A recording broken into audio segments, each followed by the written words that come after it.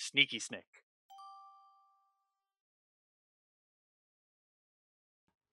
The last dude threatened to squish my face with his thighs.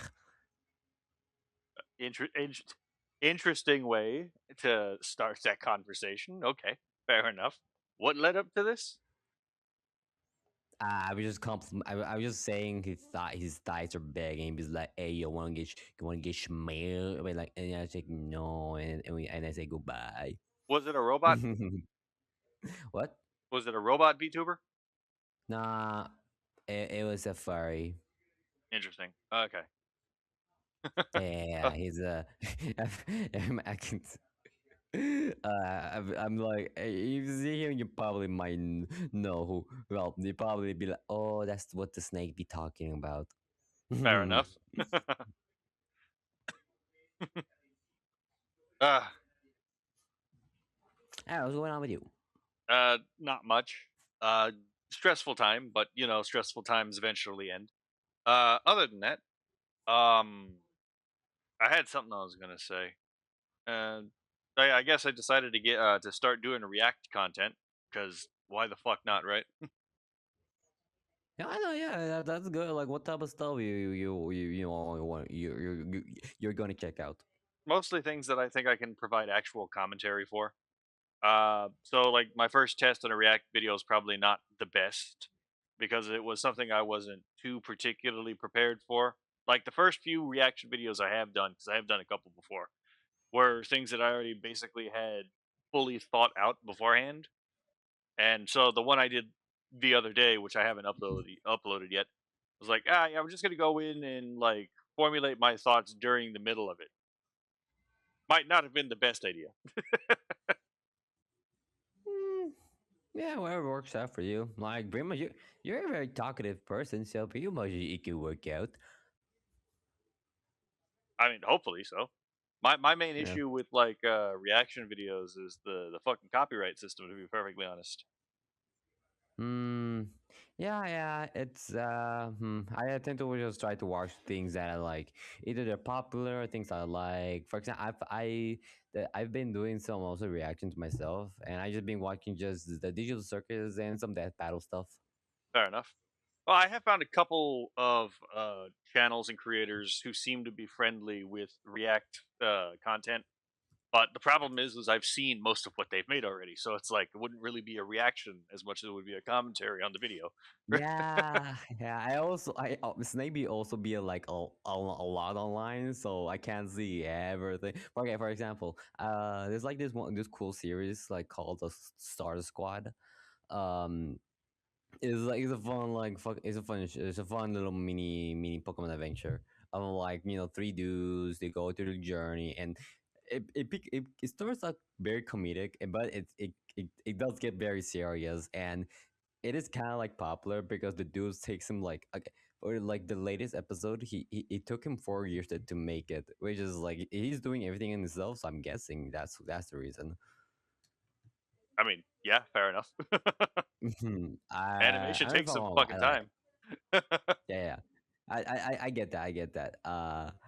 I've already watched like the first few episodes. I'm just legit just continuing, so I still haven't watched it. I haven't decided if I want to react to it. Probably will, but I just gotta like find out the time because I'm a little bit like a little. I've been like a little busy bee, even though I'm not a bee. I'm a snake.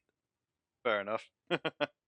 uh, I have thought about potentially reacting to a couple people's reacts just to like add commentary to their reaction. Uh, Mostly like Leaflet and Kirsha, not like the whole video, but like specific segments, just where it's like I think that like some clarification might be needed. But it's like, Hmm. I don't want to step on anyone's toes. That's another thing with like Nah. reaction videos. I don't want to really step on another creator's toes. Nah. No, I can see some people. I can see why people will react to it, but I feel like it's not. I don't know. I feel like I prefer if I were going to see a reactor, I would rather like them react to something instead of like another reactor. I feel like that's like double entendre stuff. Eh, I've seen reactceptions before, but it's usually like something you can have a real conversation about. So it's like, okay, fair enough. But that's the thing I was getting at is like I would like to do if I was going to do reactions, I'd like to do something with reactions that I could provide detailed commentary on. Well, you just have to like look for the right thing, depending on what you want. Either be comedic, informative, whatever. I always stick to the funny side because I like the funnies. I mean, that's entirely fair. Yeah. Yeah. It's been nice talking to you, Taku. I wish you the very good luck with your actions. Thank you. You too. You have a lovely day. Bye. Ah, yes. We meet again. We meet again. Yeah, I spent like a good 10 minutes speaking to a dude about uh capitalism and communism. Fair enough. I think we've had conversations. Oh my god, that was loud in my ear. Sorry, I'm messing with my audio. Uh, uh, yeah, I think we've talked about that before. Really? Yeah, I think we were mostly talking about like communism and socialism, but I think we've had similar conversations before. I am pretty certain we spoke about socialism. Yeah, fair enough. I mean, they are related topics. Yeah. So what were y'all talking about? Uh well, it was I think it started with me mostly talking about like uh what I asked them like what did the Soviet Union did bad stuff, but what did they actually do? Ah, fair enough. Yeah, I mean things like the Holodomor, the Cossack, the decossaccation, or how the fuck do you say that word? Actually, I've only ever seen it written down. The D what? The removal of the genocide of the Cossacks. They were a ethno-religious group in the what would become the Soviet Union. The Soviet Union murdered a decent chunk of its population through intentional displacement and famine. So it wasn't like gas chambers or anything. It was more along the lines of like, we'll just cut off all the supply lines and starve you out. Uh, that's why the Ukrainians and the Russians don't exactly get along. I think I see why. Okay. Yeah, that kind of thing isn't unique, though. I mean, like the way the Soviets did it was actually pretty uniquely horrifying. But that's not a particularly unique thing in like modern history. This goes like you could find the same kind of thing happening in like World War I. So before either of those two factions, you had the Ottoman Turks, specifically the Young Turks. Which is funny because there's a leftist organization right now posing as a news organization that calls themselves the Young Turks, and kind of interesting that they pick that name. But the Young Turks during the Ottoman Empire, they were largely involved in the massacre of Greeks, Assyrians, and were the Greeks, Assyrians, and I'm blanking on the other ones. So it was the Pontic genocide, the Assyrian genocide, and the Armenians. That's what it was. That's the one everyone remembers, and for some reason I forgot it. But yeah. We do love ourselves a bit of like genocide to the left, genocide to the right. But yeah, so it's not a unique thing to the Soviets, but the Soviets did participate in it. They just got away with it because they didn't. It wasn't officially a like extermination campaign. It was we're going to starve them out, and the Soviet Union was heavily involved in the foundation as like the United Nations as like a talking ground between the U.S. and the Soviets. So they got to help in defining what genocide is, and not surprisingly, they decided on a definition that wouldn't include any of the things that they were doing.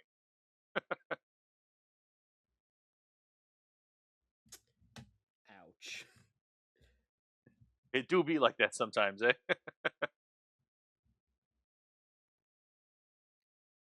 It do be like that. But yeah, now this kind of thing happens all the time. Especially in the modern era. It's actually more common in the modern era than it seems to used to have been. Because things like this were actually an extraordinary occurrence before the advent of modernity. They weren't a common occurrence. You have, for example, in the 2000s, you had the genocide of the Mbuti in the Congo, where thousands of, thousands of Mbuti, so they're like one of the African pygmy tribes, were slaughtered by the Congolese and then eaten for because like the Congolese apparently believed that they had magical powers. A fat lot of good those powers did if it didn't stop them from getting killed for their magical powers, right?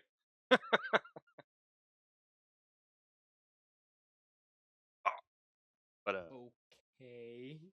yeah, now again, this Imagine dying because some people in Congo. well, I mean, there was also You mean like cannibalism. Africa? Yeah, Or that was Africa. It was the mass murder and cannibalism of the Mbuti. They still exist. It's just thousands died during that particular event. It's called the erasing of the tablets. Um, there was also in Africa. There was obviously the genocide of the Hutu and the Tutsi, uh, which is why Rwanda actually made it illegal to have genocidal ideologies or racial ideologies in their country because they kind of had an issue with people, genociding each other over there. In fact, actually, the Rwandan genocide was the fastest genocide in recorded history. Just the most amount of people to die in in that short of a span of time. So it really did go from 0 to 100. It was not a good time. Yep, no, that does not sound like a good time. We've also had it in the Americas too. Contrary to popular belief, the decimation of the Native Americans is not a genocide, at least with regards to disease, because in order for genocide to mean anything, it kind of has to be on purpose. So it's like if you don't understand how smallpox works and you're just trying to give someone a blanket and it's covered in smallpox and you don't know how it's transmitted, well, I'm sorry, I'm still, it sucks to suck, but that's not really your fault, right? You didn't know how this fucking thing worked. Like holding Uh, It's like holding Semmelweis, who was a physician responsible for the death by sepsis of his patients, but he's the guy who figured out how sepsis worked in his field in the first place. So of course, before he figured it out, he wasn't going to understand how it worked. So he can't really be yeah, held responsible for those deaths.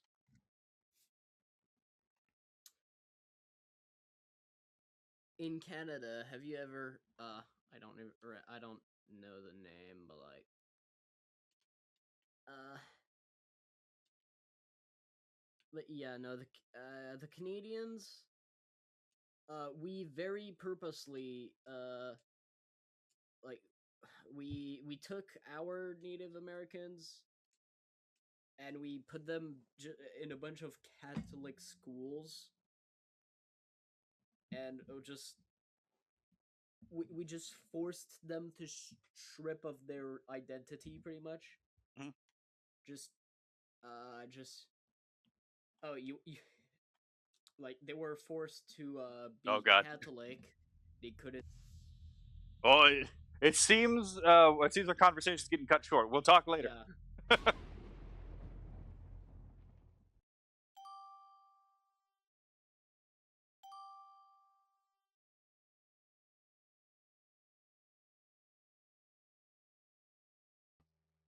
We meet again. We do. So how have you been? I got surged into here. Fair enough. I was in the middle of a kind of sober conversation a moment ago. Sober. Yeah, we were talking about the history and proper usage of the term genocide. Lovely. I do enjoy myself some history. I guess it depends on what context you're bringing that all up. Well, I was pointing out that genocide is a more modern thing. It's not as common in the ancient world as people think it is. Like, yeah, sure, it happened, but not to the extent it did after the age of modernity, where, for example, it just never seems to stop. Hmm. That's a Yeah. way to put it. So other than that, how have you been? Highly stressed, but I'll get over it. Stressed. Yeah, IRL stuff is a little bit vexing at the moment. Lovely. Yeah, I mean it happens. I feel like I'm gonna be that way in a month. Oof. Godspeed. Yeah.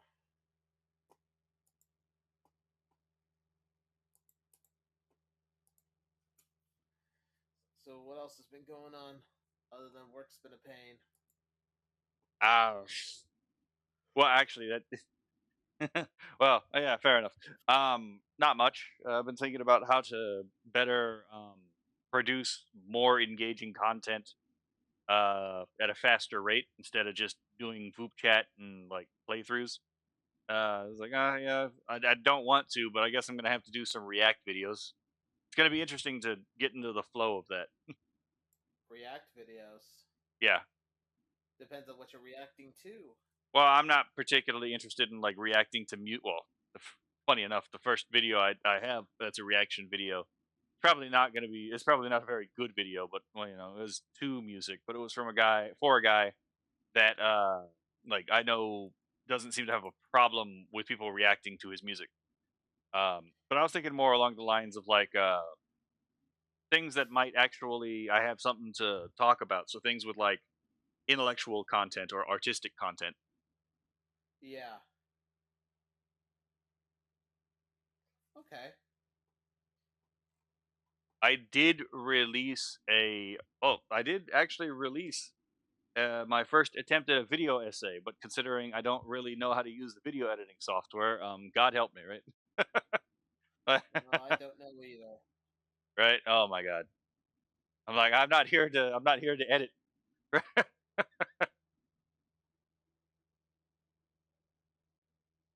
Yeah. So anything new on your stream? Anything else you've been streaming? uh, Or anything I any started future me side, plans? so that you know, and Oh it's been me side. yeah, it's been a fun game, but I don't really jump at reaction. You know, I don't really jump at jump scares. So and Lucky you. I even made the observation that it's like, man, if I wasn't actually as like if I wasn't as immune to jump scares as I am, this would probably be a better video. Hmm. That's Yeah, part of the fun with watching people play jump scare based games is watch them jump back and scream like a girl. To be perfectly honest, I got it. where the bloody hell is this thing I'm looking for? You alright? Yeah, I'm looking for something on the side on the second screen, and I have no idea where I put it.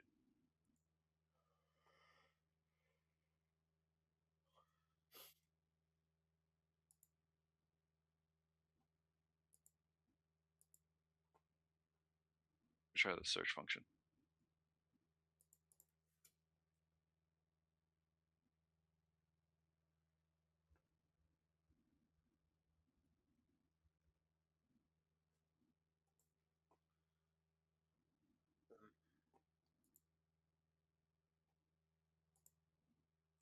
Did you find it? Yep, found it. Awesome. I was like, what the? It was like, I got to be able to find this through a keyword of some kind. What the hell was it? And I was like, hold on, is it debunk? Yeah, I put it under the debunk file. That's why I couldn't find it. Alright, we'll See see ya, you man. later. Too spooky.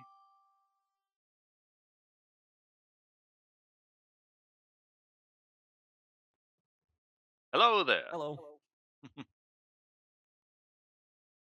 So How how have goes you it? been? It's been fine for me. How have you been since last we talked?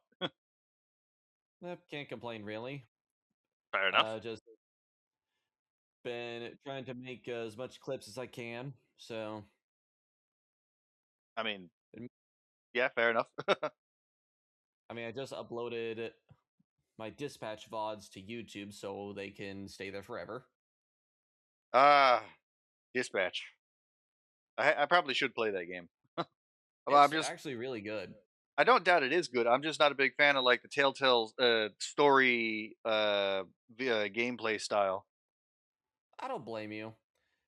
But this one, it just I don't know. It's just something about it that just clicks. Fair enough. I have seen I, segments of the I think game it's also played the by other people. superhero thing instead of Walking Dead. Oh yeah, well, yeah. I'm gonna be perfectly honest. I was never a big fan of The Walking Dead. Like I understood it, I had seen it. But I was like, I'm not a big fan of this. I don't blame you. I stopped watching after like season 8. Fair enough. There was a job I used to work where I basically had to watch that pretty often. I was like, oh my god, this thing's on again. Well, at least it's better than what I had to go through at this one warehouse job. Oh god, what did they have Every on? single day they would just put on ridiculousness. Fair. And I'm like, if I wanted to watch these videos, I would just go to YouTube. I mean, Like, I yeah, would rather watch the Cleveland show than this. fair enough. I'm gonna take it by the way you said that you're not a big fan of the Cleveland show. It's just not that. I mean, don't get me wrong. It had a decent concept. It just wasn't that funny. Agreed. I can agree with you there. I'm not a big fan of that show either, to be perfectly honest. Actually, outside of like the early seasons of Family Guy, I'm not a big fan of anything Seth MacFarlane has seemed to have produced. Probably kept getting his head chewed off for not being as PC. I mean, yeah, But I feel like, honestly, probably. because do you know how much they watered down Quagmire? Oh yeah, no, I've seen the early series. Like, I grew up when the early series was airing. I'm very well aware. Well, at least they still kept the beef between him and Brian. Yeah, he was a genuine menace in the fucking the original version of the series. I'm surprised he wasn't put on the list.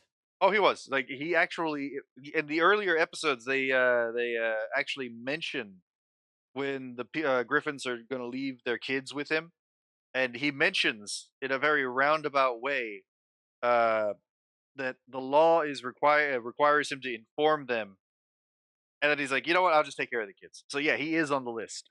He is actually in the original series a registered offender. Wow. I don't remember that episode. I'm pretty sure that might be. I'm pretty sure that's a season 1 episode. I tried to find the one where that one Irish guy gets caught in the fight cloud, and then Quagmire does as well. Oh, fair. Yeah, that sounds like a later episode. I actually am not familiar with that one. It's in the old art style. Is it? Shit. Yeah. I mean, to be fair, there's a lot of jokes that they throw around in that series really quickly, so I can't remember all of the jokes in the series. Yeah, there was this one clip I found where this Irish guy was like, well, I better get back home before my wife finds out I'm not snoozing on the couch. Then you just hear, too late. You just see the missus with a rolling pin and just immediately just jumps into like a full-on fight cloud. Wait, is this the one where they went to Ireland? Probably. Okay, yeah, that is actually an early episode, an early series episode. Yeah. Yep, and then Quagmire got sucked into the fight cloud because he knows the logic of those. You get too close to one, you get sucked in. It's like a black hole or a depression in a fabric, right? Made out of violence and pain. Eventually, if you're not the two that instigate it, you do get thrown out of it, but I mean, fair enough. that's all about chance at that point. Yeah. I gotta say, a funny way to twist that would be if the two people who started it get thrown out and everyone else is in the clouds still. Yeah, that would be something. Uh, but yeah, I've just never been a big fan of Seth MacFarlane's thing. As far as like humor for adult animation, I've always preferred like Futurama, the old Simpsons, and King of the Hill. Definitely King of the Hill. Oh my god. I can't get past King of the Hills animations. I tried. I really did. I just can't. To be fair, King of the Hill is also one of those shows that's in a floating. Oh,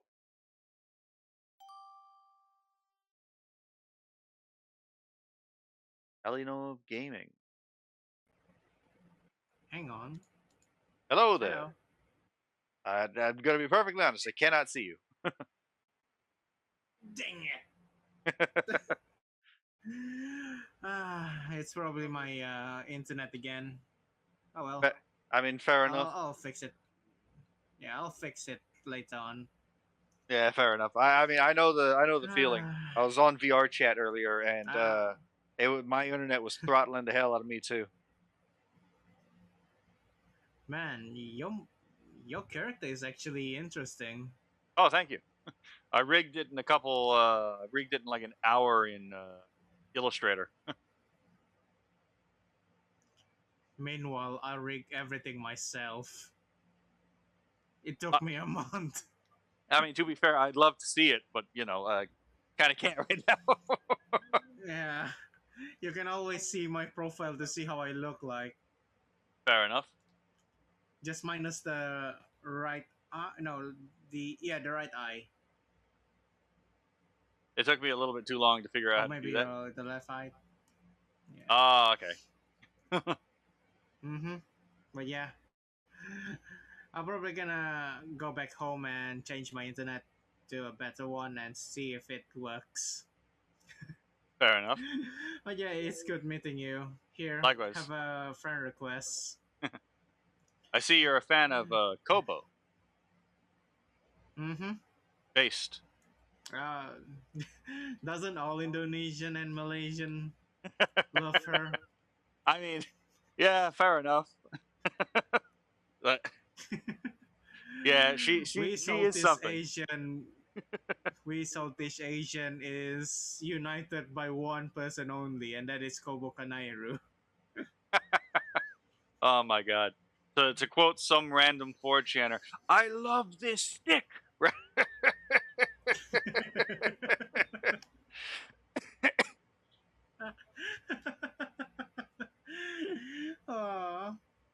But yeah, hope I can finally manage to fix this, and hope we can meet again so you can actually see me in my glorious form. Oh, you have a YouTube. Hold on, I can open this up too. Right? Oh wait, you have a YouTube. I can open this up too. Yeah. I haven't actually streamed recently because I kinda just sold my eye to get a better phone, but yeah. Fair enough. Okay. People be like, people reaction when I say that when I told them that I sold my eye to buy a new phone. I was like, well, that's normal to me. It's not really a big deal. Many people sell their eyes just to get a phone. I suspect you have a type based off of this character design. I mean, it's based on my girlfriend actually, so Yeah, you can understand where it comes from. That's often what happens with guys when they play video games and they're in a relationship with this character customization. It's like I'm gonna make it look like I'm gonna make the character look like my girlfriend. It's like I see a type in here. The only complaint she has is the breast size is actually way bigger than hers. and and hers are huge. Fair enough. like hers are huge, man. And this one is a little bit bigger than hers. Oh man. Now I gotta ask Just because oh sorry, I gotta ask because I see in your profile it says Malay and Indonesian. Huh? I gotta ask, Malay or Indonesian? Malay. Okay, I had to. I was just curious. I was like, hold on, what? Like, because I know they're related languages. So it's like, huh? Which one? Which one? Mines are mainly Malay, so yeah. Hang on, let me add a little bit more time, even though I'm black screen. But yeah. Not to be racist or anything, but I'm black screen. Fair enough. Man, the Gen Zs and their jokes are ridiculously dumb, but when we use it on a no context kind of thing, it's actually kind of funny. Oh man. Oh god. You know what? You know what it feels like to have no eye on the left side. Well, I'm not blind, so I wouldn't know.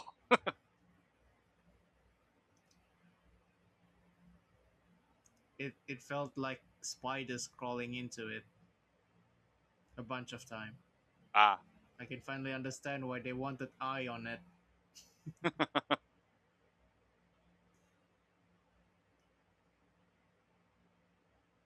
what But in the yeah, what? and anyway, I'm probably gonna go now and change my internet. So Fair enough. to the Godspeed lose, with that, man. to the lose. You have a lovely time. Huh? I didn't know it was written with Thai. Waka. I think I'm going to learn from them. Hello there. Hello there. Oh my God! I did not. I saw none, and this was not what I expected. What, you expected more titties, more ass? What? Tell me, what did you expect here? I expected a little bit more. How do we say? Cover. I'm not complaining. I'm just saying I see none, and my first thought is like, ah, yes. Oh, are you happy now? We're covered. We're I mean- covered. Are you happy now? Sure, I guess. Yeah, no more titties for anyone. You have taken away the titties. Chat, this is the person who took the titties away. They told me to throw a brick at you. I mean, entirely fair, I guess. Oh, don't mind me. I'm just stretching more than I thought I could. People really Voop this late? That's crazy, though. Oh, they move way later than this. I don't know. Like earlier, it was just like the 3 people on, you know? Yeah. And I think that's just default. Well, I Which mean, is kind of nuts. Yeah. to be fair, like most people are on VupeChat, like they will announce themselves, or like, Oh yeah. so like other people can join them, or they do this during like events. So Yeah. That's a lot of events. I think they got one a day. okay, that's a lot more than I expected. Yeah. What is this your first time? It's not my first time, but I didn't think that they had one a day. It feels like it. It feels like it. Or maybe I'm just. I can't. Nope. They don't let me. They're not letting me say that word. Yep. Person left. I was considering saying the word, and they're like, "No, get out." Not that I want to say the word, but the instinct was there. It's a hard habit to break. I mean, I would ask, but apparently it might get you in trouble, so I will refrain from asking. Oh, you know what it is. And you're welcome to be on stream. Come on, don't be goofy. Gosh. Oh my goodness. How long have you been VTubing? As I stab myself with an X-Acto. No, that hurt. Yo, careful there. Is it an X-Acto knife or a box cutter? It's a knockoff X-Acto knife. It's called Recollections. But I don't recollect this thing being so damn sharp. I mean, also, I kind of fucked up the tip, but that's not important right now. Fair. Just the tip. Just the tip. Yeah. So, your life story. Kitty Cat, thank you for the follow. I think I remember this person. Hot diggity damn. Oh, wait. Go ahead, talk about yourself. Are you talking to people on YouTube? Twitch. But yeah. Oh, okay, fair enough. I just actually left the Twitch. But no, you're fine. You're fine. Guys. So, what do you want to know? Tell me anything you want to tell me, or feel comfortable telling me. Well, I mean, I have very little shame, so be careful what you wish for. That being said, Well, that makes you perfect for this industry. uh, Arg. I have very little shame, but I also have a sense of self-preservation. Do you have any lore you want to tell? Sure, I guess. So my lore is a little intentionally dense. Because to be perfectly honest, I was taking the piss out of everyone who wants grand lore and like their thing. Uh, so my lore is that I originated from the Diva Loka, so that's like the realm of the gods in Hinduism. Of course. And when the Sky King turned his back against the High Father, I turned my back on the Sky King, and I was cast out of the Diva Loka, and and I'm now wandering modalities. So that's like paraconsistent logic structures. Ever Damn. since. So you did not go with the rebellion. Definitely not. So why is it you sided with the one guy? Why didn't he help you? Uh, well, because it's not transactional. I mean, presumably the High No. Father doesn't, you Oh know. shit! Uh-oh. I forgot to hit the button. Keep going. Keep going. Keep Uh, going. so, my lore was heavily inspired by a number of actual academic fields. So I have Of an course. interest in, I have a real life interest in the anthropology of religion, including like the origin of religion and the evolution thereof. And Mm-hmm. I've never found the explanation for like the origin of monotheism to be all that compelling, because it just doesn't What do jive. you mean? So there's a common theory that like monotheism derives from a sophistication in polytheism. So originally you have all of these gods that are associated with different Yeah. aspects of reality, and then one eventually becomes a final principle under which everything else is like undergirded.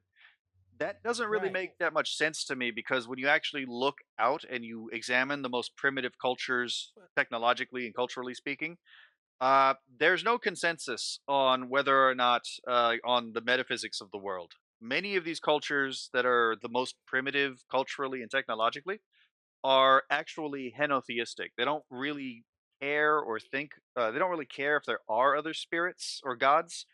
They just only give their oblation or their adoration to one spirit. This is a very commonly reoccurring thing across the world. And there's a lot of textual evidence in many traditions that many polytheistic traditions actually may have derived from a simpler religion. For example, in the Kojiki, which is the Japanese text, you have the self origination of the original three gods, but the first one is the most important. It's the Amenamina Kanushi no Mikoto, and he is the god of origins and also the god of the center. You can tell that because of his name. And it is an original I'll take your word primordial. for it. Yeah, it's an original primordial creator deity, but he's not all that important in the story, in the religion itself. For example, in Hinduism, you have in Rig Veda, Book 10, hymn 121. So this is a very old text. You have the philosophical speculation about the Hiranyagarbha, which is the golden egg or the golden seed, who is effectively reinterpreted later as another name of Brahman, the creator god. But in verse 8 of the hymn, it asks, who shall we give our oblation or, adoration? That he is the god of gods who even the gods worship. So it's like, okay, yeah, I mean, this is pretty consistent with the idea of an old monotheistic religion possibly being a thing in ancient times. And even in the Sumerian tradition, which is fairly solidly polytheistic, we actually do have one epic. It's publicly readable from the Sumerians, which tells of a time when all of the where all of the lands worshipped Enlil as their sole god before their tongues were confused. Uh, and again, it's a polytheistic story, and they very, very clearly assumes polytheism, but it does tell of a time in the, to their respect, ancient past where everyone worshipped a singular deity. And it's pretty obvious why polytheism would arise from this monotheistic religion if that is the case. because Yeah. it's also just as likely that monotheism and polytheism are just as old as each other. That you really can't make an inference about which one actually comes first from the historical record, because both of them are probably way older than any writing. All right. But like in the common version of these like old monotheistic religions, you find that like you can't really make deals with the high god, because the high god is without needs. So he's a moral lawgiver and he's a cosmic orderer, but because he doesn't need anything, you can't really bribe him with anything. Whereas in polytheism, Bastard. right? Whereas in polytheism, a large part about polytheism is again convincing the deity to act in your favor, which you can't do to someone who has no needs and is eternally all-knowing. So Yeah. Yeah, I always thought it was more monotheism came out of duotheism with Zoroastrianism, the Hora Mazda, and of course the Diablo god. yeah, the Angra Mainyu. Yes. Yes. So monotheism, you know. But then listening to you, oh my god, my Twitch went down. Fucking bullshit. All right. Fair But enough. no, it just feels like that you know, there is again that one god and everyone else was just added in and just kept together more for cultural / clan purposes. I mean, again, this is Like largely a god of speculative. the hunt for the men, a fertility goddess for like the women, you know, that sort of. I mean, to be fair, also there's a misconception on how people think about monotheistic religions, because even modern monotheistic religions don't really function the way people oftentimes want to portray them as. Like, for All them example, saints. well, I mean, yeah, I mean, like the whole concept behind like angels and saints is that there's this celestial hierarchy that participates, in the divine nature, not because they themselves are divine, but because divinity itself expresses itself through them. Uh, and so it shouldn't exactly surprise us when we find out that like a lot of these seemingly ancient henotheistic religions don't really have a problem with a multiplicity of spirits. They just have an issue with directing worship to any of the other spirits that are the usually depicted as the children of this high god. Okay. Yeah, that makes sense. And in particular, I'm not entirely sure what the fascination is with, like, again, the origin of Western monotheism, because like different monotheistic traditions have their different origin conditions. But there's this really common theory that like Yahweh and El were Ugaritic deities or like Semitic polytheistic deities.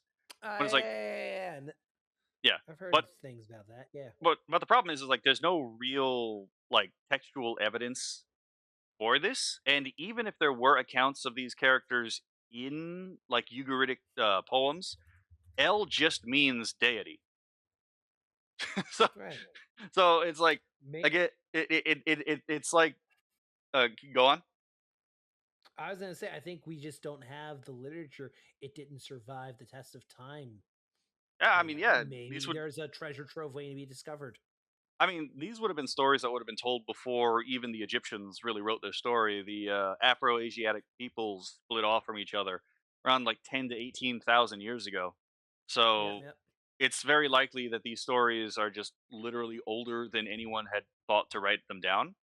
But it's like we don't really have any evidence that, again, these names originate from one source or the other. Because one of the problems with this is that while monotheistic religions do have an issue with worshiping other gods, obviously, right? They're monotheistic.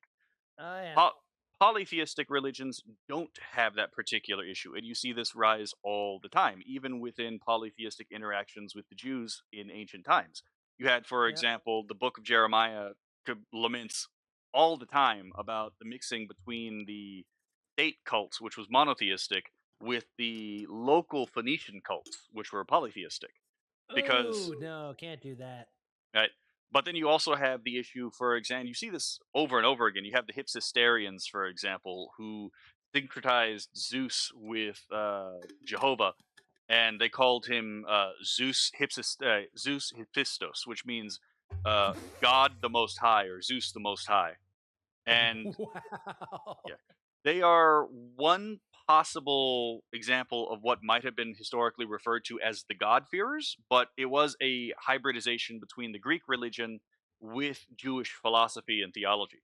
And you see this again even with Japanese philosophy and religion, where there was a Japanese philosopher in the Midogaku school of Kokugaku, and he actually did his own Shinto interpretation of the Christian tradition, so like a Shinto understanding of Oh boy. Christianity, and he Yeah. equated the God of Abraham with again, as we talked about earlier, the Ameno Mina Kanushi no Mikoto, and he Yeah. actually expounds upon this in his work, The Doctrine of Ameno Mino no Na Kanushi. So Yeah. th- this is a thing that happens over and over and over again, and even like in in like India, it's not that Yeah. uncommon to find Hindus, for example, who have a devotion to, oddly enough, the Virgin Mary. So it's like the polytheists don't exactly have an issue with the monotheistic deity as much as the other way around. So syncretism is something you should expect in history. It's not really It's not really an oddity. Man, that's impressive. Lots of syncretism. Oh my goodness. Jewish syncretism just seems a little weird because they always, the chosen people, it's hard for people to really convert into it based on what's in the Pentateuch. I might have butchered that word, but you know what I'm trying to say here. The 5 books, yes. Yeah. I So mean, how does Jewish syncretism really? That would have to be the Jewish. Oh, I've really opened up a can of worms here, haven't I? well, Holy shit! that was kind of the point in the period of the prophets. Was it's a Yeah. constant period of the Israelites saying, "Ooh, but Asherah could give me this," or Baal is offering some sweet deals, and then God Yeah. basically telling the prophets like, "Hey, go tell them to cut this shit out." Oh yeah, no, but I think that's from a different direction than what I'm trying to point. Like Oh, fair enough. people wanting to accommodate the Jewish. The only story that comes to mind is oh god, it's one of the rape stories, and they're like it's a fake story, and they said go circumcise yourselves in order to make yourselves clean. Now obviously that was just an invention to get all the men in the tribe weak, and then they slaughtered them for raping the sister, right? But otherwise, how do you really see that spread of Judaism or Jewish syncretism from an outsider perspective? Oh, that's actually Or fairly you easy. don't? It's actually fairly Yeah. easy to explain. So there's a difference between incorporating the Jewish deity into a different framework versus entering into the covenantal system of Judaism itself. So, for Mm, example, the God-fearers, quote unquote, the Hipsisterians, did not yeah. actually circumcise themselves, so they didn't enter into the Of course covenantal not. relationship. But instead, what they did Ah, is they folded the Jewish God into their own worship practice, and we actually see a parallel nowadays with the Noahide tradition. Which the Noahide tradition, it's a very bizarre tradition, but it's a tradition oh that boy. states that the Jews are the chosen people, but Hmm. non-Jews can still worship the God of Israel, but in order to do that, they still have to defer to the chosen people for theological direction. Okay, I get that. I find Noahidism to be a very strange setup, to be perfectly honest. A little, a little. Oh god, I feel like there's a parallel in literature somewhere about that sort of arrangement, but I can't think of one. I mean, probably. I'm not really a literature buff myself. I mostly read No, history no, and philosophy. more like video, more like a game sort of thing, like a people choosing to. I don't know. Sounds like American Zionism. Uh, Actually, there is some degree of overlap, to be perfectly honest. Many Noahides do tend to be Zionist, but funny enough, you don't even have to actually believe in the God of Israel to be a Zionist. So the Hindutva tradition, so these are like Hindu nationalists in India. There's Yeah, actually quite common for Hindutvas to support Zionism on the basis that they believe that peoples should have their own homeland. So yeah. by supporting the Israelites and having their own homeland that is religiously tied, uh, they believe that Yep. this would help them to their claim naturally, because it's a consistency argument, uh, as a claim that India should be a religiously Hindu, like officially Hindu state. Oh Jesus. Isn't having a majority enough? Come on. Well, I mean, so funny thing. Hinduism in the Indian constitution is actually really oddly defined. There Yeah, it are has to be. It has to be. special rights that are given to Hindus in the Indian constitution, which is explicitly a socialist constitution. Like the constitution itself calls itself socialist. But that being said, Yep. it defines Hinduism to include Buddhism, Jainism, and Sikhism. But What the? yeah, but God damn it. this is mostly for legal purposes, though. So it's not making a philosophical claim. This is like a legal category. Oh my god, that's. Oh my god, that's nutty. Man, oh man. And somehow, there's you. Right? Oh I my find all this God. stuff endlessly fascinating. I can imagine. I can imagine if. Oh. The implications for the modern world, but then you see the increasing secularity. Well, I mean, is it really secular? Uh, this is definitely where I go into a rabbit hole of a lot of quote unquote secularism is not actually in any Of meaningful course not. respect. It's Judeo Christian fronted, like Santa Claus. It's actually not Judeo Christian fronted, funny enough. It's actually a different group, but it is still religious. Oh God, don't tell me it's Roman. It's older than that, Son of actually. a- So Oh, thank God. so a lot of modern ideology is deeply rooted in Gnostic speculation. I shut up. Fucking Gnostics. Every goddamn. Yeah, Oh, jeez. and it's rooted in the idea of especially when you find like a speculative metaphysic, like for example in the works of Hegel or the works of Marx or basically anyone who comes after Hegel for the most Yeah. part. It's a it's a crypto theology of like the primacy of consciousness. The consciousness comes first, the idea comes first, and then reality itself originates from some idea that we've yet to apprehend. Um, so Hegel, for example, if you know anything about Kabbalah, Hegel's theory makes a lot of fits a lot of parallels. So the idea in Yeah. Hegelianism is that the absolute spirit is the alpha point, right?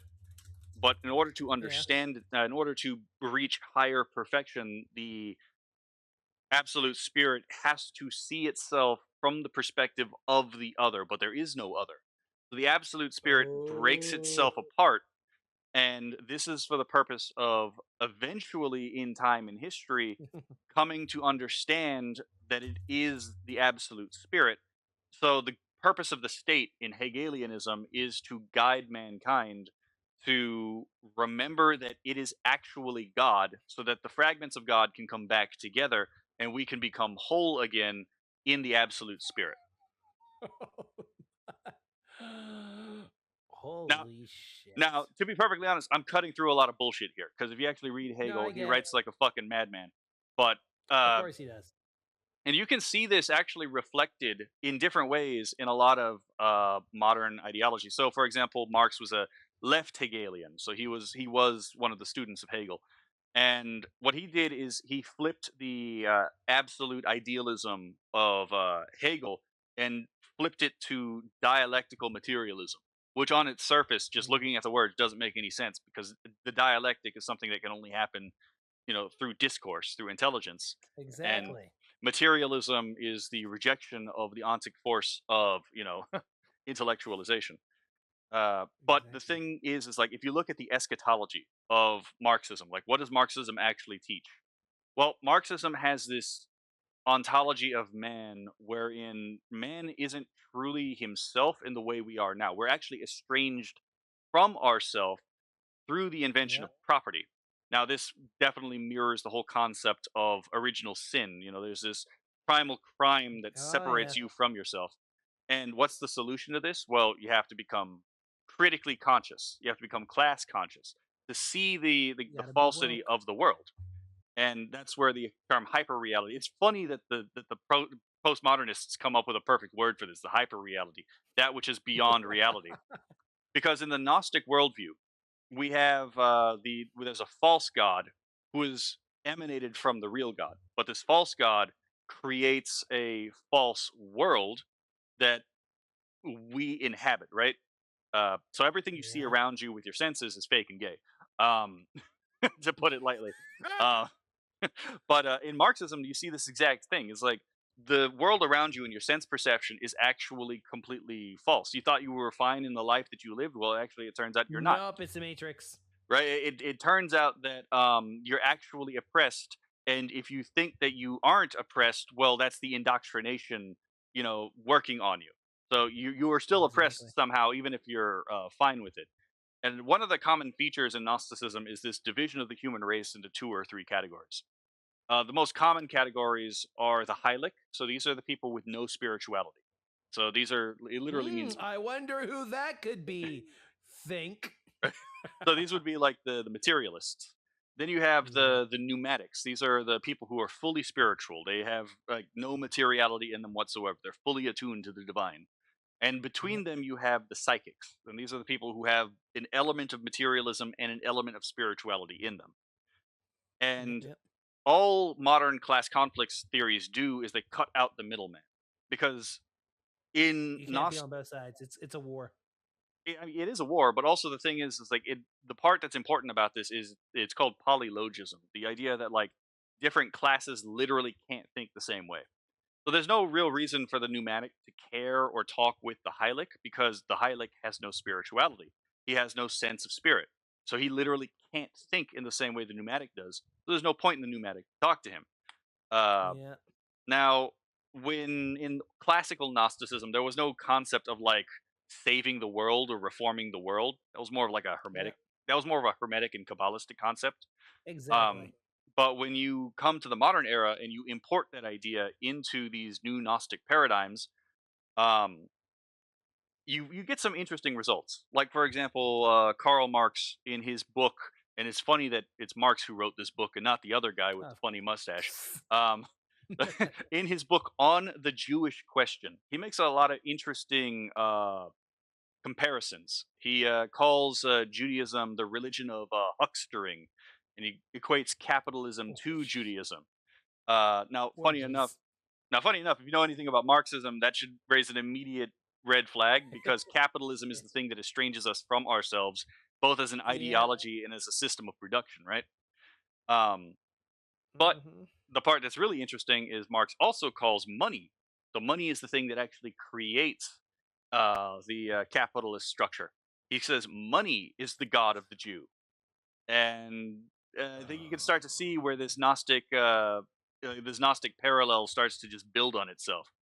Right? You have this false god that creates this false world through a false ideology and estranges us from ourselves, uh, much like Yaldabaoth in the old stories. And it does get Yep. deeper than that. Marx's ontology of man is very clear that man isn't really self actualized until he can become the creator of his own species being. Now, he didn't say that all in one go. You have to Oh take no. 2 different sentences and put them together to say that, but that's effectively what he's getting at. And he does use the word creator, because we're not creator of our own circumstances. We've been flung into our lives and their misery by causal powers outside of our control, according Exactly. to him. And but he does use the word species being, which is funny because he says metaphysics is a fake field of study, and then he goes on to use metaphysical terms that have very specific meanings. Species being what you Kind of are, funny there. right? Oh, he got called out even when he was alive on this shit, and it's kind of funny his responses to some of the people who called him out on this. But yeah, your species is Yeah. what you are, but your being is that you are. So in order to become like truly self-actualized, you have to become creator of your own species being. You have to become that which makes that you are and what you are. It almost sounds like you're becoming. It almost sounds like you'd have to be a god to do that. And that's kind of the whole. Self-purpose.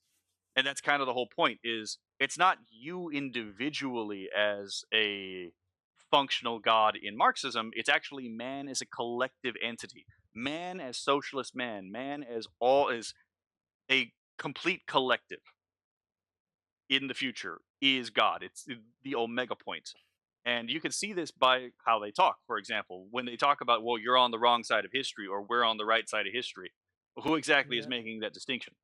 Well, it's the socialist man in the future who looks back on history and makes that determination. Exactly. This has been a hell of a conversation. I haven't been this intellectually stimulated in 10 years. Fuck. God, I feel old. Considering this was my whole fucking college minor. Holy shit. It's been a pleasure to meet you. I don't want to seem ungrateful. I feel like we should meet a few more people tonight before we sign off. That's but, fair. If you ever see me around anywhere, Twitter, what have you, feel free to hit me up. Will do. If I'm not working. A pleasure and have a good evening. Likewise. You have a lovely day. Thank you. Oh, my screen just had a seizure for a moment.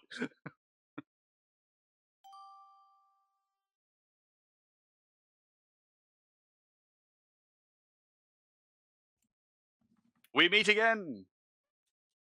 Anywho, there was a bunch of people, from the First Nations. They were persecuted because they were First Nations, and that pretty. Oh fuck! I'm about to lose. But yeah, they got put in these Catholic schools, and you were basically punished by getting put in cages or getting hit on by priests if you didn't speak your if you tried to speak your language, if you were caught trying to like probably doing your native religion, if you weren't trying to be a Catholic Canadian, you were basically getting punished repeatedly. I mean, Canada and the United States did that as well. They both did that to differing degrees and at differing times. But Oh, that shit was recent. No, I'm aware, especially Quebec, because Quebec was really Catholic. I mean, it still is really Catholic. All of the French-speaking parts of Canada are pretty damn Catholic. They have Labrador and what the fuck is the other one? It's Labrador and something else. God damn it! I knew this a moment ago. Newfoundland. There we go. Nova Labrador and Scotia, New Brunswick. The Maritimes. That was embarrassing for me. Yeah, it's all the Catholic parts of Canada, from what I understand, are fairly Catholic themselves. Yeah, not gonna deny that bad things definitely happened under the stewardship of the Native Americans. A lot of treaties were broken just across the Western world regarding that. But yeah, that's Oh god. You okay there? Oh, that's worse than I thought. Those schools for First Nations in Canada, the last one to close was in 1996. I mean, yeah, that does happen. You also have to remember that with these schools in particular, and this happens with the United States and The with Burlington the Berlin Wall had fallen, the USSR had dissolved, and Canada was still basically eradicating a whole religion and lifestyle just behind everyone's backs. Well, I mean, to be fair, there's that whole joke about Canada committing war crimes, for a reason. For a reason, bro. But yeah, you do kind of have to be careful about like the stuff you read about some of this stuff though, because not everything out there is, to be perfectly honest, true. There are people who do embellish some of this stuff, and I'll give you an example with like the whole conspiracy with like the bodies of children underneath these Catholic schools. And it's like that's there's no evidence of that. I remember that going around a while ago, and it's like, but there's Is no evidence. there? Yeah, there was a thing about that, but the problem is that no Like, one had ever is dug there up. no? There's nothing. Yeah, There's no uniro- evidence. unironically, there's no real evidence for this. There are certain things that you could stretch if you really squinted at it to make it say that, but presumably speaking, like if there were really bodies there that were being detected by ground penetrating radar, it'd be a really easy way to prove that. Just dig up the ground. No one ever dug up the ground. And to be perfectly honest, the ground penetrating radar that was being used, it can confuse roots with bodies. So again, it's like it's not a very reliable metric. And also, we have censuses. Like we actually have fairly detailed censuses telling us who was in these schools and telling us like when these people died. The census data doesn't match like what the claims are. So, did bad things happen? Yeah, sure. Like a lot of bad things happened in Canada with regards to the native population. But there wasn't actually a meaningful Canadian genocide in the sense of like massive intentional killings of, Canadian Aboriginals and covering it up. That just did not straight up happen. No, that wasn't the goal of the Catholic schools, anyways. Yeah, but there are still I'm people. pretty sure what they called it was like I'm pretty sure they called it something like some sort of rehabilitation or like education, like showing them how to be an actual good citizen or something. Yeah. I'm not entirely sure what the relationship between Canada and its Aboriginal population is. I mean, I say Aboriginal, but to be fair, Canadians are Aboriginal to Canada. But I'm not entirely sure what the Canadian like natives relationship with Canada is, but because I don't think it's anything like the American relationships, because technically Native Americans aren't intrinsically American citizens according to the US Constitution and law, because it was originally established that tribes in the United States were dependent nations. So like they were separate nations under the protection of the United States. Now, granted, again, broken treaties and whatnot and manifest destiny happened. But so I'm not entirely sure what the relationship is like with Canada and their Native American population. But I would actually We be have a interested to whole know. holiday. Oh, is it Indigenous We have a Peoples Day? whole holiday. No. It's called fucking Truth and Reconciliation Day. Oh So my! the thing about these Catholic schools is that this shit was rough, man. I saw a movie once.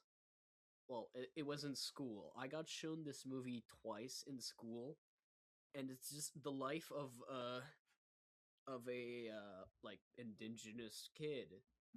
His parents were had gotten into a Catholic school before them, and they could only speak English. So like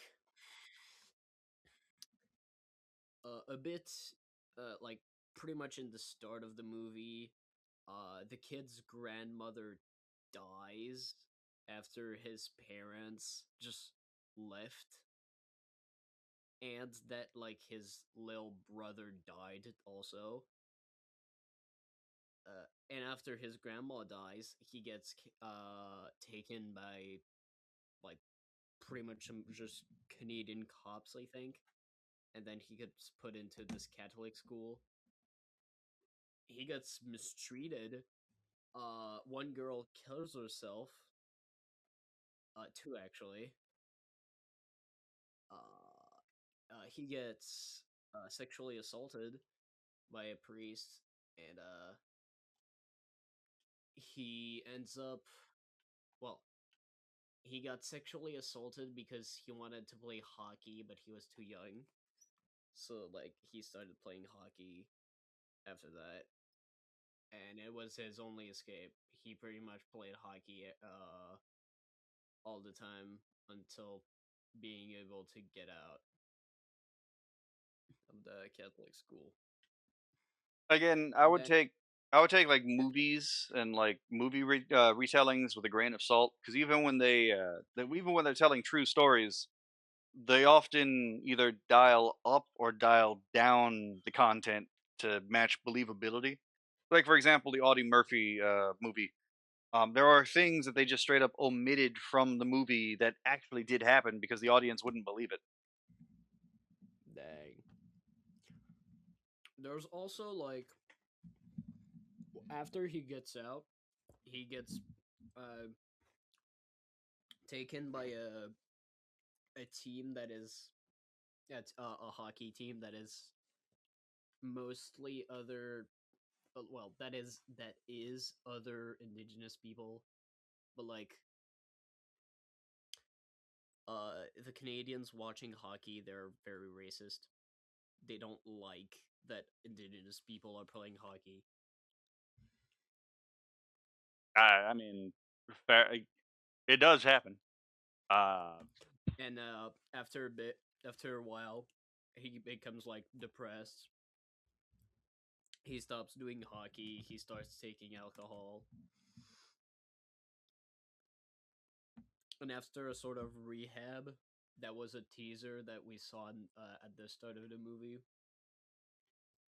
Well, he goes back to his first hockey team with the indigenous people because he had tried to switch hockey teams, but it was just worse, and that's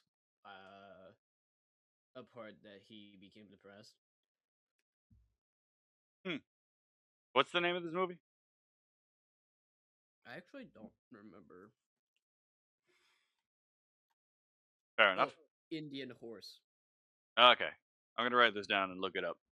Because again, I'm not entirely sure how reliable this is. Because I remember going to school too and being told a lot of things through, documentary and textbook, and then you go and you actually read the original documents. And, oh, this is not at all what fucking happened. Well, this it feels pretty legit.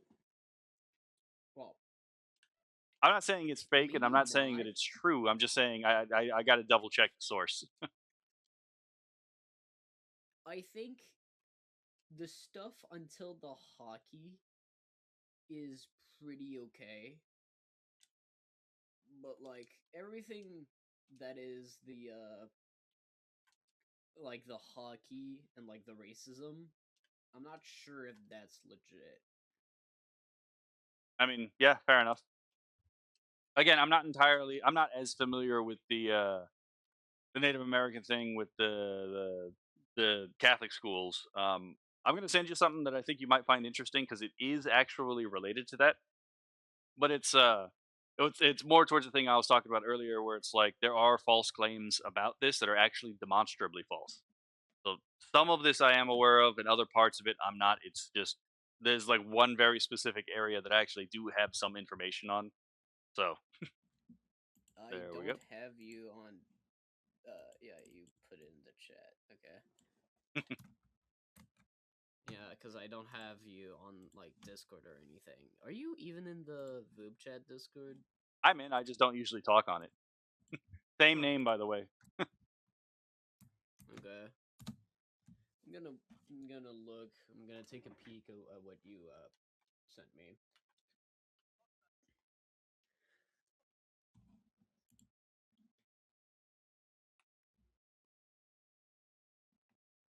apologists versus ex-Catholics of Reddit. Yeah, I mean, to be fair, just because you're an apologist doesn't necessarily mean you're always, right or wrong. But in this case, he actually does bring the evidence to show that his case. Sent this.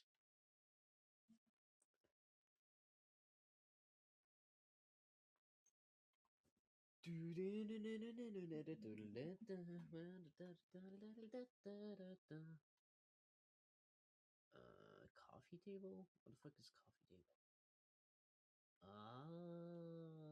Like customers will like here. Oh shit.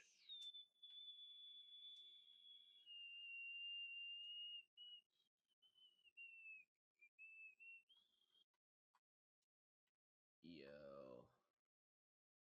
Yeah, it's a bit of a lengthy watch, so it might be best to be watched later, or I'm not gonna watch it right now. yeah, I was about to say you don't have to watch it now. I'm just saying, again, this is more like if you'd like to learn like at least about like the conspiracies that rose about this that were actually false.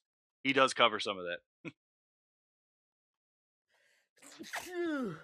Bless you. Yeah. Thank you.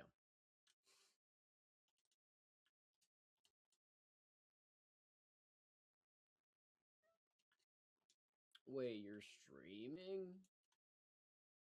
Yeah, I always stream when I'm on VupeChat. Although to be fair, I did actually forget to turn that on last time we were talking. I noticed like right after we ended, I was like, oh shit, I was supposed to turn that on.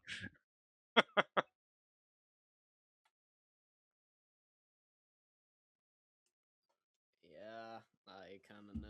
Well, I noticed it while we were talking, like right now. I mean, if you want me to cut this conversation out of the recording, I can do that.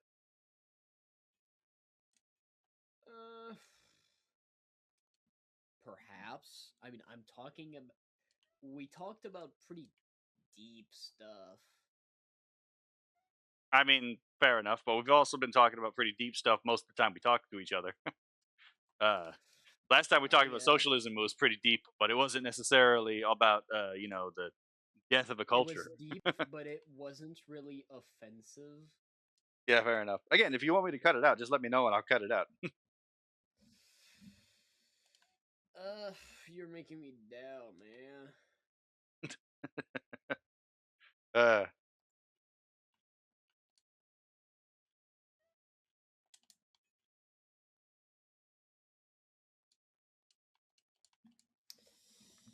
50 seconds.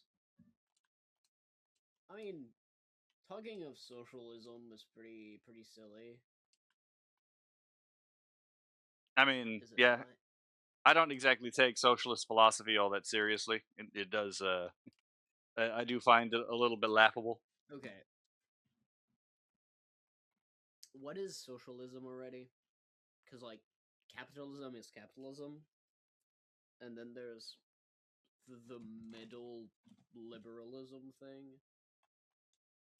Well, okay, so there's an American definition of all of this stuff, and then there's a more technical, correct definition, if we're being perfectly honest. Mm-hmm. So, socialism, if you actually look at the evolution of the word socialism and communism are actually the same thing. They are the same idea of the collectivization of human effort as one singular unit.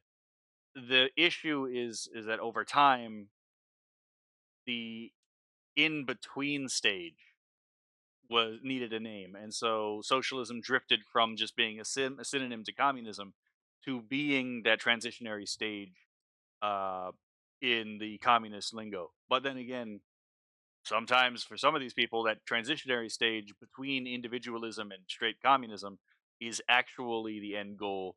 For example, with fascists and Nazis, and what was the other one? What was another one that's like the Baathists, for example, in Iraq. Yeah, yeah. Okay, it was the Baathists who were in Iraq. Um, where the goal wasn't explicitly communism, but it was still the complete collectivization of all human effort for an ideological purpose. Now, So it the was socialism. yeah, so each socialist goal is going to have a different, obviously, goal. So, for example, Nazis were racial socialists. You can actually recreate Nazism if you take Marxists' idea of like class conflict between the bourgeoisie and the proletariat, and all you have to do to recreate Nazism is just switch out the class the class What the races? yeah, the economic classes with racial classes. Yeah, you replace the bourgeoisie with Jew, and then you replace the proletariat with Aryan, and Nazi logic just falls into place, and that's by design because Hitler was actually a Marxist in his earlier before he was a National Socialist. He also did not invent National Socialism. That was actually Rudolf Young. Another individual who was a Marxist and then became disillusioned with the internationalism of Marxism is Benito Mussolini and Giovanni Gentile. Giovanni Gentile is actually the person who founded fascist ideology. And that wasn't out of a vacuum, that was out of something called actual idealism. Now, actual idealism is the idea that humanity as a collective is actually God. So mankind collectively generates the world that we live in. So if mankind can collectively come together, we can literally remake the world in whatever image we desire. And so the method that he came up with doing this was through collectivization through the state. That's why we get Benito Mussolini defining the state, nothing outside the state, nothing against the state, everything within the state. It's a literal like ontological statement here is that the state is God because the state is the collective of all human activity. Um, and Nazism, fascism, and Marxism all have this shared idea of history is driven through conflict. Obviously, you have like class conflict in Marxism, but Kampf literally means conflict. In the Mein Kampf, my conflict, my struggle. Kampf is the thing that actually drives the engine of history. And again, fascism also has the idea of conflict causing the progression of history. It's just the actual like goal of the socialist project is different. So, but it is still the full collectivization of the means of production and the means of human activity. Like technically, for example, there were private businesses in some respect in Nazi Germany and in fascist Italy. But if you actually pay attention to it, in both of these situations, a controlling They leader weren't of really. a controlling head of those boards were members of the ruling party, and they had overriding authority. So it's not like the private owner actually owned the business; the state owned the business. It was just an illusion of control because they would be given a little bit of leeway for the purposes of on the spot, for the specific particular decisions to make. But no, they were still state controlled.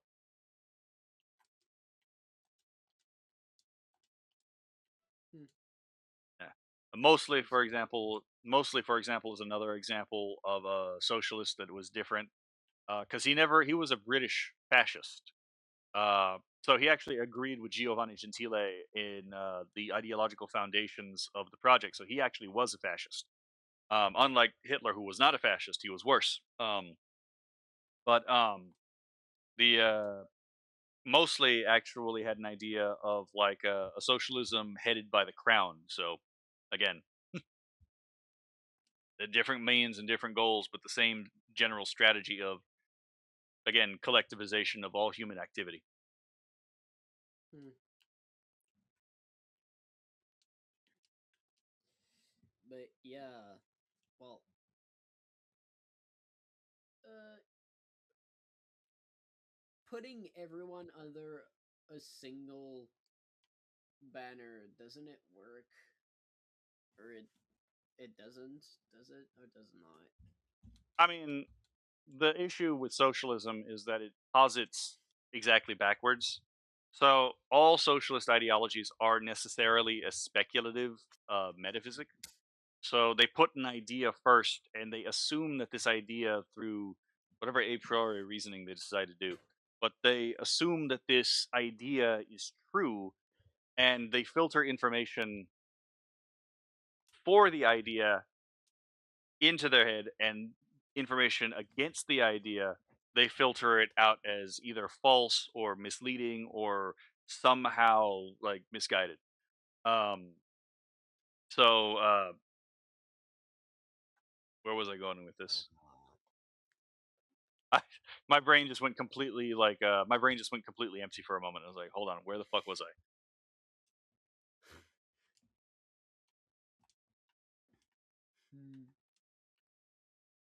That's pretty silly. Pretty But silly of you.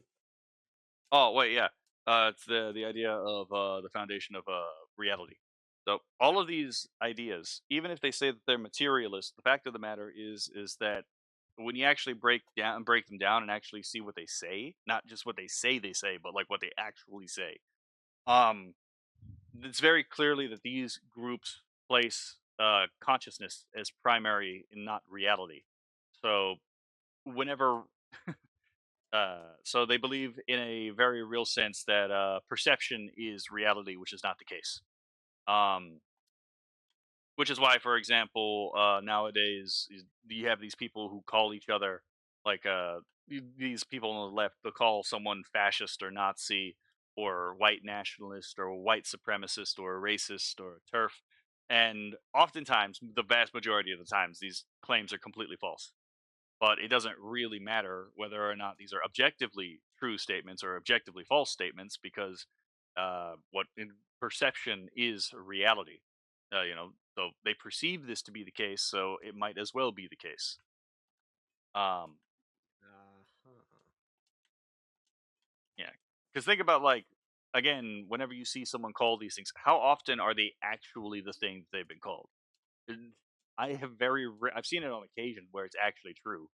But when it's actually true, the person who's being accused is almost never offended by it.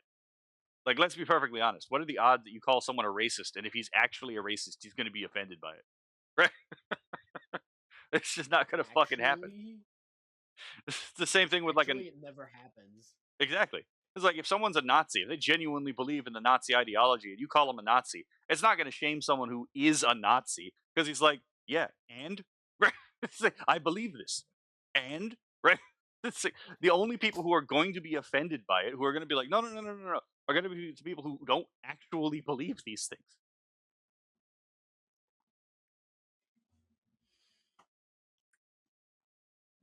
That's pretty silly. Yeah, definitely silly. It's not silly; it's actually malicious, because like they don't do this out of. This isn't something that people do on accident, so it's a very manipulative tactic. It relies on you having an exploitable sense of shame. It's like, oh, I didn't mean to offend you. I don't mean to be racist, or I don't mean to be sexist. I don't mean to be homophobic. I don't mean to be any of these things. They call you these things because they know that it'll, one, get you to like be stun locked for a moment, and then go on the defensive, and then that positions you in a way that actually advantages them in a conversation or a dialogue or an interaction. It gives them power over you, which is also why they get really fucking flustered when you just don't give them the like the fucking time of day, and you're like, I don't really give a shit.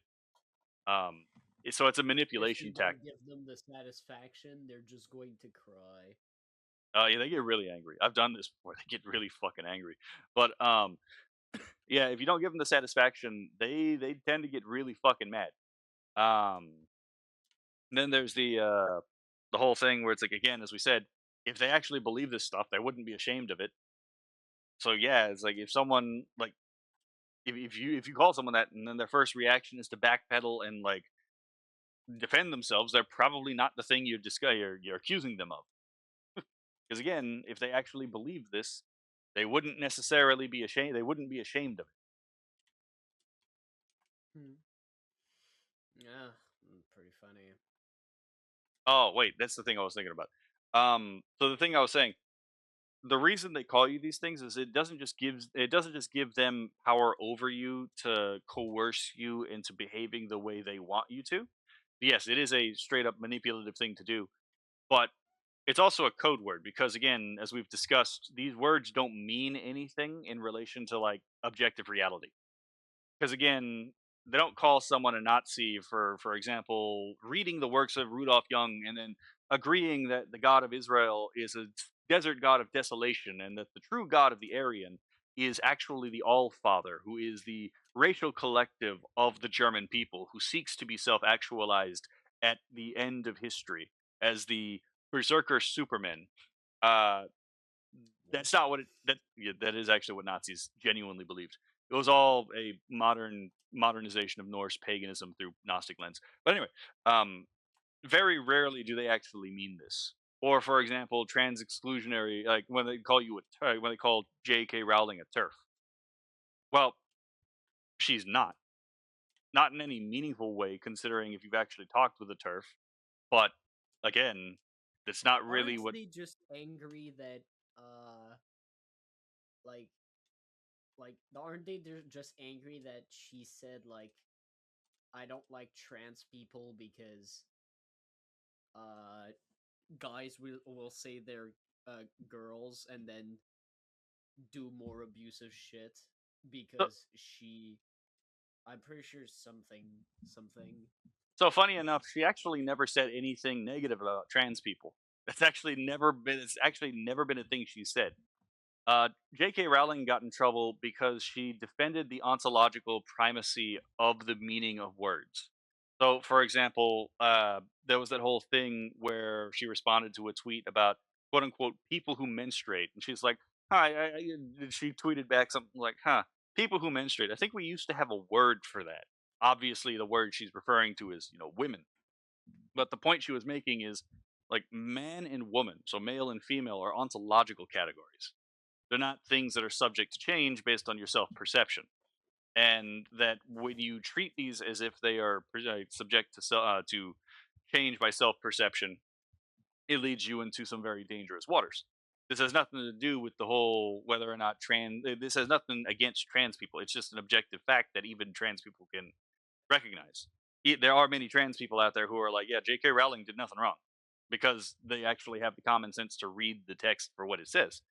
But again, it didn't really matter that what she was saying is actually completely non-controversial to people who are reasonable.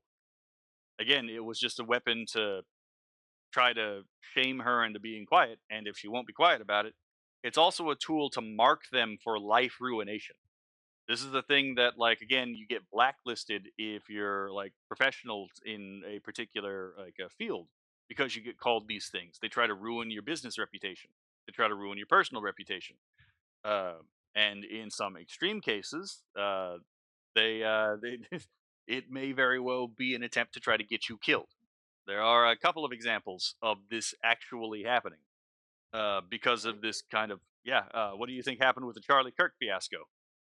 All of this extreme rhetoric about again people who aren't actually these things, aren't actually racist, aren't actually sexist, aren't actually homophobic, aren't actually Nazis.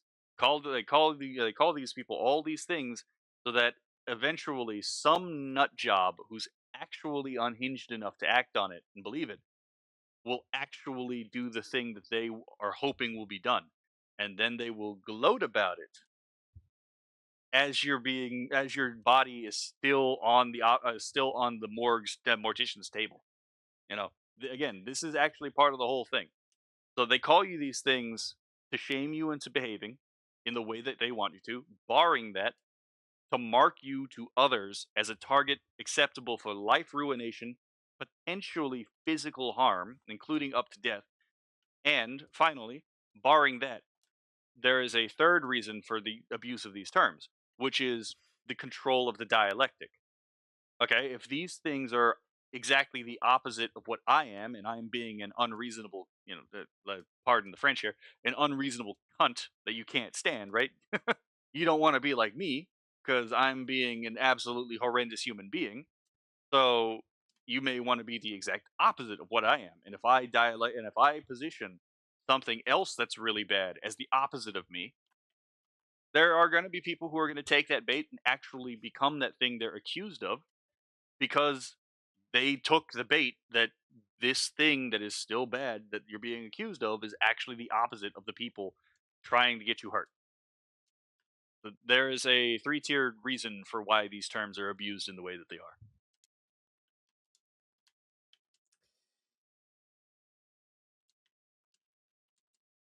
Because again, if you become the thing, because if you become the thing that they're accusing you of, and it's actually an evil thing, then it justifies in their mind, it justifies their hatred of you. Because again, they want to live their own hero fantasy where they're the liberator fighting against oppression. So if you become the oppressive force that they call you to be, well, I mean, you give them exactly what they want. You give them a villain to struggle against, even though it's just at that point a black and black morality thing, like two evil people fighting each other, right? That's pretty funny, actually. Yeah, I had to stop someone I knew who was seriously considering becoming an actual Nazi um, because of Wow. that. Yeah, I knew a guy who was actually going down genuine Nazi rabbit holes, and I was like, okay, I got to actually read this Nazi literature to see what the fuck's going on, and then I actually managed to talk him out of it. So you can actually talk to people, and you can actually change their opinions. This is something you can do. But that being said, the reason he was doing that was because he took the bait. And I pointed this out. He took the bait by allowing the people he disliked to frame what their opposite is. And that this was something that was being done on purpose. So,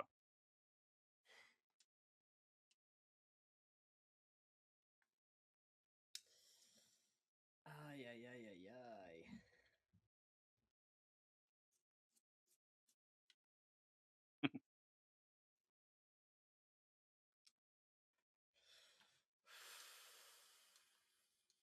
yeah, so whenever I see someone like throwing those terms around, I usually get my opinion of them usually drops pretty quickly because like, oh, I see what you're doing. Yeah. It sounds like every time you hear it, there's just a little tick in your mind that goes off. Yeah, I mean it's also a thought terminating cliche by definition. Again, they call you this thing not just to control you, but also to stop people from listening to you. Again, because you're now a target of life ruination. Because you wouldn't really listen to a Nazi, would you? Right? You wouldn't really listen to a fascist now, would you? You wouldn't really sympathize with the evil turf, would you?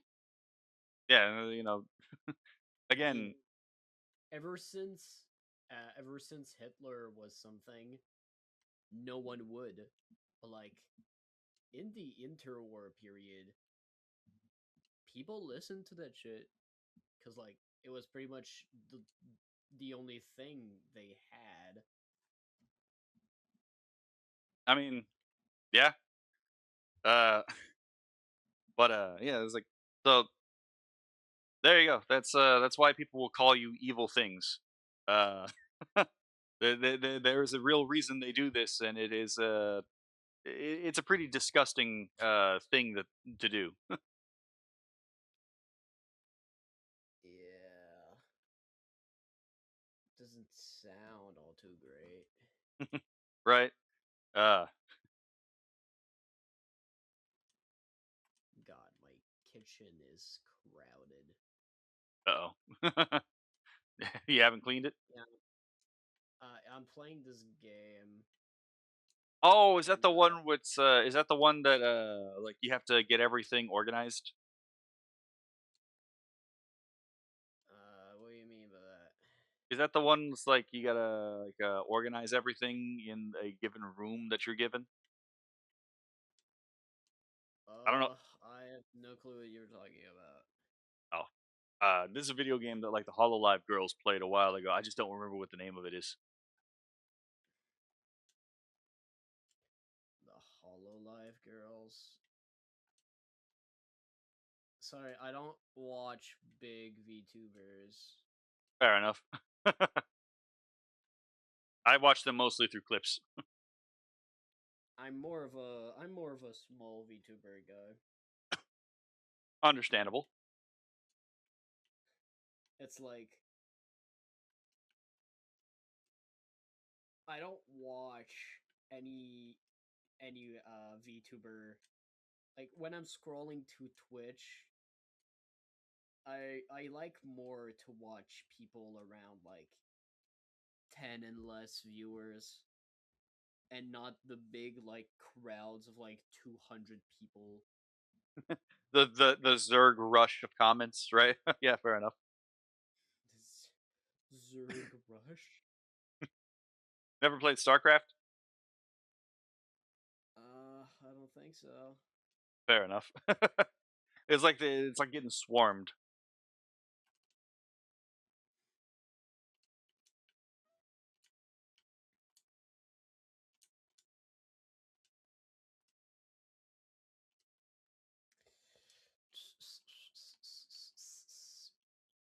Do you like FNAF? Do I like what? Do you like FNAF? You mean Five Nights at Freddy's? Yeah, I've actually never played the game. that makes sense. Are you calling me a boomer? I'm actually no. You actually feel younger now that you said that. Oh God, I'm actually afraid to guess how. I'm actually afraid to hear how old you think I am.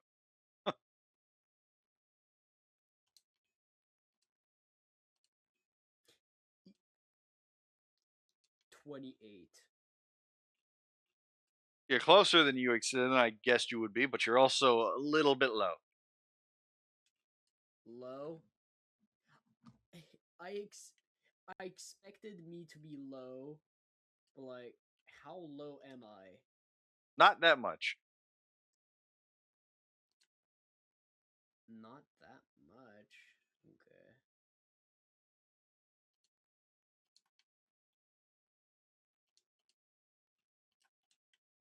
Shit. As a hint, if I was a female, I would be called a hag as a VTuber. A hag? Oh god. Oh god. Oh no, I made a crucial mistake. God.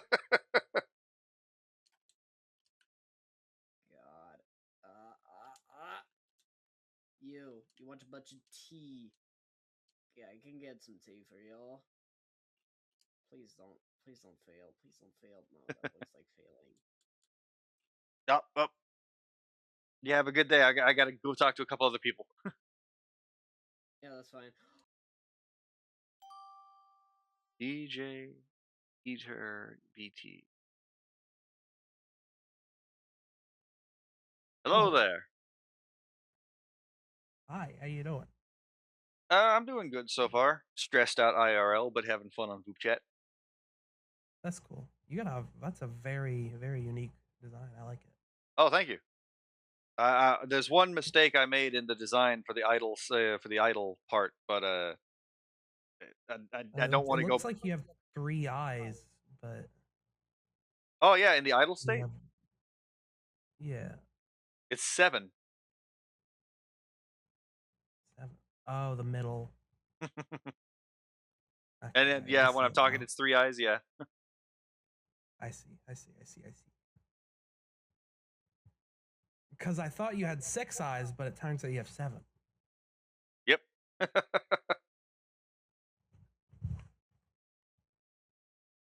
So you have like 6 or 7 eyes. Yeah. I kind of figured it would be something that would catch some people's attention. To be perfectly honest. Yeah. What's the that's Japanese. What does that say? Oh, that's not Japanese. This is actually a script I It's not invented. Japanese? Nope, this is the script I invented. Although to be fair, part of the inspiration was Japanese, so I'll give you that one. It But looks like calligraphy. it is based off of calligraphy. Yes. This is actually a script I invented for a fictional language and a story that I had intended to write. Oh. All right. Although to be fair, it doesn't actually say anything in that language. It's actually just written in that script, but it's actually the Cantonese So word. it means nothing. No, it does mean something. If you know how to read it, which it's actually not that hard to read this, I made it actually pretty intuitive. If you pay attention to like a larger text, it would be pretty easy to figure out. what represents what, but it just says Moltok, which is the Cantonese word for prototype, because this VTuber model is a prototype. All right, that's kind of cool. I've never made my own like language type before, so yeah. It's a bit of a pain in the ass, to be An perfectly honest. undertaking. Yeah, that's why you don't really see new languages come out too often. Yeah, it definitely comes out of a very niche community. Yeah. They must not have much common ground because they're all speaking their own languages. Okay, that was pretty funny.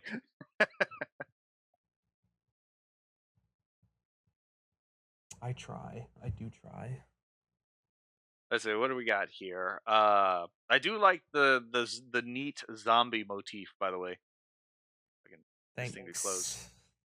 Let's see. What do we got as favorite VTubers? Neurosama and Coco Nuts. Good choices. Yeah. I don't get much chance to catch them live because I'm usually like either streaming or sleeping, but I try. Ah, that's fair. I mean, to be fair, we do have there are things that get in the way of, catching people live often. But that's again what we Yeah. have clippers for.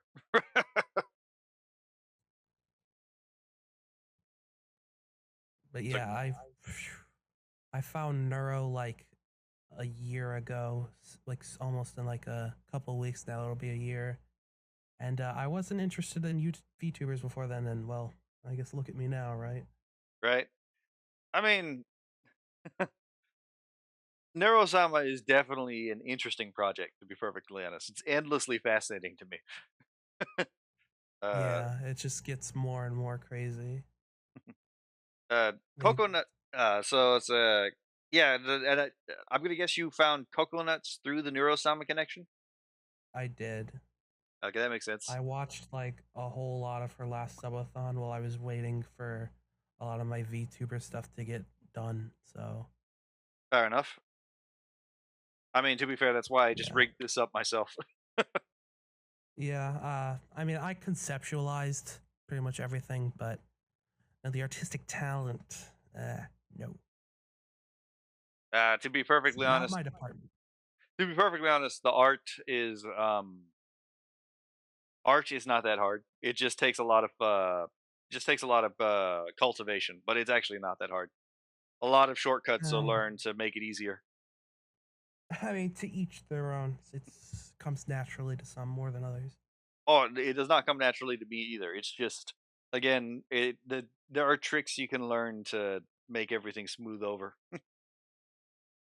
Yeah, I'd But rather just pay someone else to I do w- my shit for me. I was also gonna say, but then again, not everyone wants to be an artist, which is also fair. Like, like these things are not for I'm more everyone. of a conceptual artist. Like, I've been drawing. I mean, all the stuff you see on my end, I drew out for someone else to reinterpret. Fair enough. Like, I throw in slop, and then something presentable gets shot out the other end. Fair enough. Now I gotta ask. So the sign in the background, die, cry, hate. Where did that? How did you come up with that? It's literally just the opposite of live, laugh, love. That's oh my god! I didn't even make that connection. That's fucking funny. I'm like, hold on. Why does this seem? This seems like it. This seems like a sophisticated joke. It's just not. It's just not hitting me specifically. I need to know what the joke is. Right? It's a generic like white woman like bathroom thing that they have on their wall. Fair enough. My God, you know what? That's actually a genius poster. I didn't come up with the idea. So fair enough. But I mean, yeah, it's a good one. It's a good bit. Background gag. You can never go wrong with it.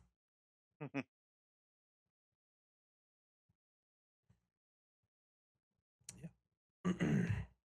What else we got? Oh, you're a fan of Ed, Ed, and Eddie. Yeah. Yeah. I Oh, you're looking at my tags. I've used this for months and no one's ever looked at my tags before. I made those like forever ago.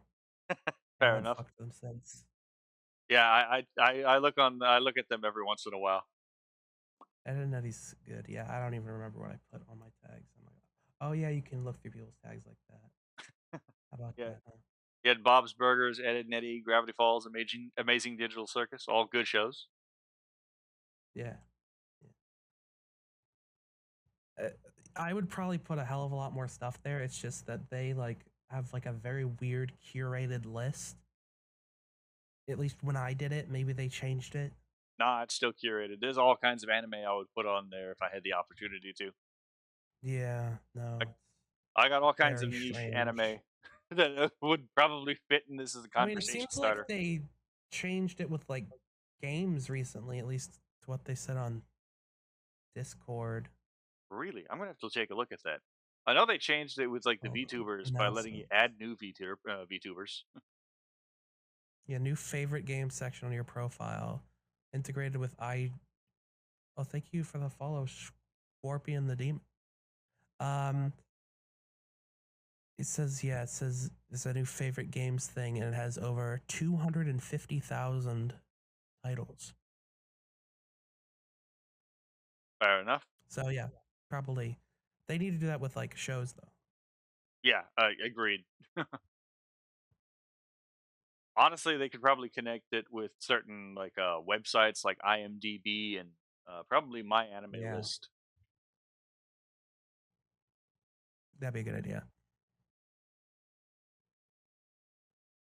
Like I don't even think. I mean, at least when I looked, they didn't. I don't know if they even have like Breaking Bad. Like, how do you not have that?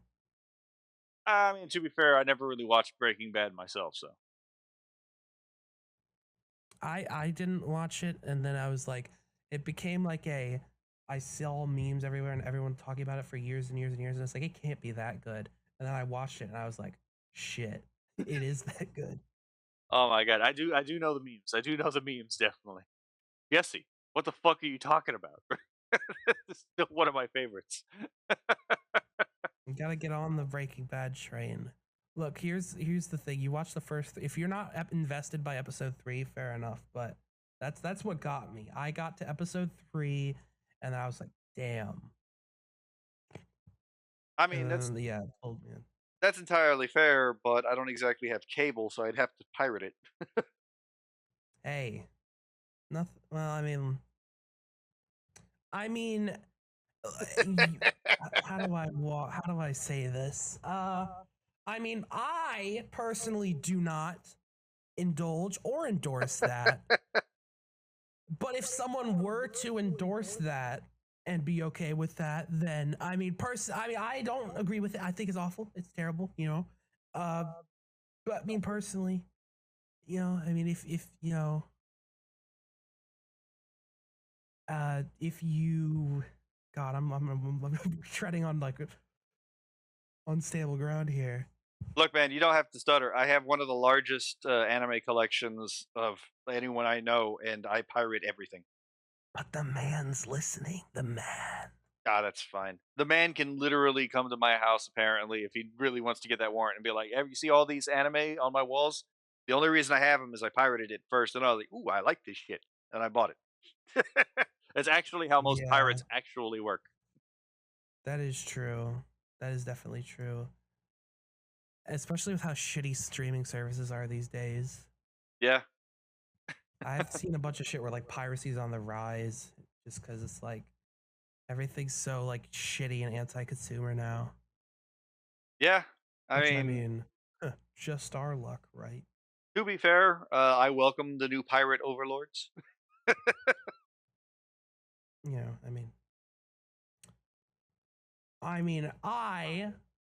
you know, like legally speaking, I don't indulge. Legally speaking. I don't confess to anything. Fair enough. Can never be too careful. I mean, yeah, fair enough. But like I got no one watching my VODs, so I'm pretty confident personally. Yeah, I mean, like they usually don't go after individuals, so. Yeah, I mean they went after Cloudflare, and that Well, that's caused not a. really that's not an individual. That's like a Oh no, I was going to your point. To your point, they didn't yeah, go after like any individual person. They went after Cloudflare, which is the smart thing to yeah. do if they really want to get done with this. But like, to be perfectly honest, at this, It's like a hydra, right? You cut one head off and like three yeah, more come out. someone already has it in like a new place, right? It's like YouTube it's like YouTube where they're like trying to get rid of the ad block. Oh yeah, They're making you can't ad block on their shit anymore. It's been years and they're still doing it. Like every once in a while, my ad blocker will stop working, and I'm like, really? We're still doing this? I mean, yeah. As far as like the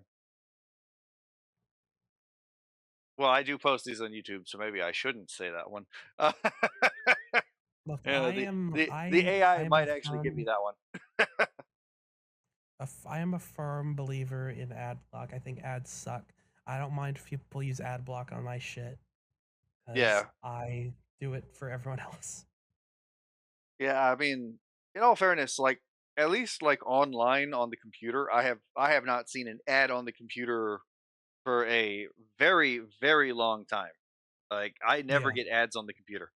Uh, as far as the phone, that's really why I stopped like watching TV like over a decade ago because I fucking hate ads. right? Oh my god, exactly. Uh, unless the ad is funny, in which case, not the ad part that I enjoy, is the funny part. Yeah, but it's like, I mean, on TV, it's like, and even if you do see a funny one, you're gonna see it again in like an hour. Yeah. Well, yeah, you're not wrong. But like as far as like yeah, as far as like ads that are actually kind of funny, it is kind of funny that Lego got away with making just a fucking hour-long ad. It's just styled as a movie. It's like, fair enough, fair play. Right? That is a that's a killer movie though. Right? It's like I never saw the second one, but all I gotta say is that one's not. like, all I gotta say is I respect the chutzpah, to be perfectly honest. It's like, what if we make an ad, but it's a movie? I feel like that's a bit disingenuous though, because the movie's just so damn good. It's like,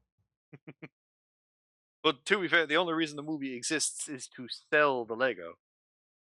well, yeah, I guess so. But that being said, I'm not saying it's a bad But I movie. I'm mean, just that saying you it's a could really say good that ad. about you could say that about literally anything. Possibly. But I just enjoy the joke of the Lego movie is the greatest advertisement of all time. I just think there's something Yeah, intrinsically funny about it.